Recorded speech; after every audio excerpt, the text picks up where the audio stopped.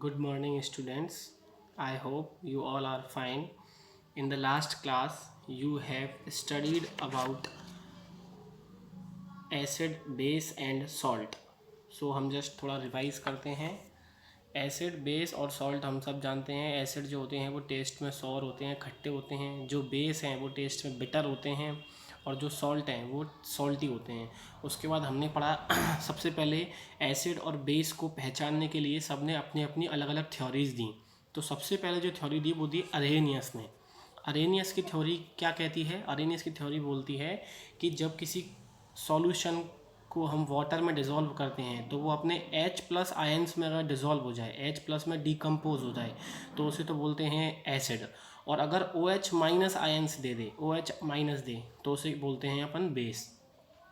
अच्छा, इसके बाद बहुत सारे जब हमने एक्सपेरिमेंट किए, जब इक्वेशन बहुत सारी सॉल्व की, तब पता चला कि ऐसे बहुत सारे एसिड और बेस होते हैं जो पानी में घुलने पर H प्लस और OH माइनस नहीं देते हैं, लेकिन फिर भी वो एसिड और बेस होते हैं. तो उनको कैसे पहचानें? तो उनके लिए अलग अलग और थ्योरीज आई. लेकिन उससे पहले जो अरेनियस ने बताया कि एसिड होते हैं दो टाइप के, स्ट्रॉन्ग एसिड और वीक एसिड.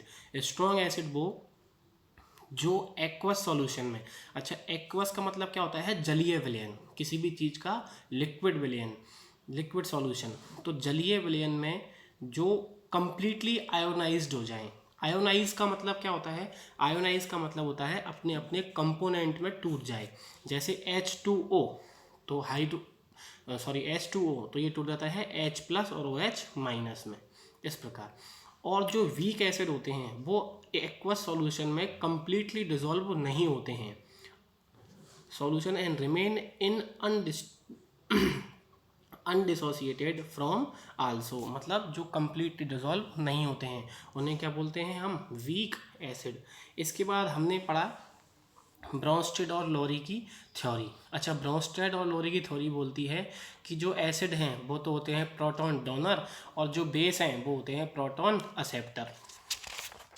इसके बाद आपने पढ़ा ल्यूइस कंसेप्ट. ल्यूइस कंसेप्ट में बताया कि जो ल्यूइस ने बताया कि जो बेस हैं, जो बेस होते हैं वो इलेक्ट्रॉन डोनर होते हैं और जो एसिड हैं वो इलेक्ट्रॉन एक्सेप्टर होते हैं. अच्छा, यहाँ पर कुछ बच्चों को कन्फ्यूजन होगा कि ब्रॉन्स्टेड और लोरी ने मतलब एसिड प्रोटॉन डोनेट करते हैं या फिर एसिड प्रोटॉन एक्सेप्ट करते हैं, या फिर लुईस में बेस इलेक्ट्रॉन डोनेट करते हैं, या क्या डोनेट क्या एक्सेप्ट करते हैं. अगर इसमें कन्फ्यूजन है तो उसके लिए एक शॉर्ट ट्रिक है, वो देखो आप सब. शॉर्ट ट्रिक है, ब्रॉन्स्टेड एंड लॉरी को OPD में भर्ती करा के लुईस बेड पर सो गया. ठीक है, ब्रॉन्स्टेड और लोरी को OPD में भर्ती करा के लुईस बेड पर सो गया. अब इसका मतलब क्या है? जैसे देखो, ब्रॉन्स्टेड और लोरी ने जो थ्योरी दी थी उसमें बोला था OPD. O मतलब ऑरेंज, P मतलब प्रोटॉन, D मतलब डोनर. ऑरेंज कैसे होते हैं? खट्टे, मतलब एसिड. तो जो एसिड हैं वो क्या होते हैं? Proton donor. किसके हिसाब से? ब्रॉन्स्टेड और लॉरी के हिसाब से. तो ब्रॉन्स्टेड और लॉरी की थ्योरी क्या बोलती है कि जो ऑरेंज हैं मतलब जो एसिड हैं वो क्या होते हैं? Proton donor.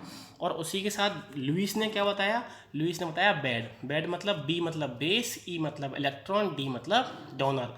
तो लुईस ने बताया कि जो बेस होते हैं वो इलेक्ट्रॉन डोनर होते हैं. तो यहीं से क्या हो जाएगा? एसिड क्या हो जाएंगे? Electron acceptor. यहाँ क्या हो जाएगा? अगर एसिड प्रोटॉन डोनर हैं तो जो बेस होंगे वो क्या हो जाएंगे? Proton acceptor.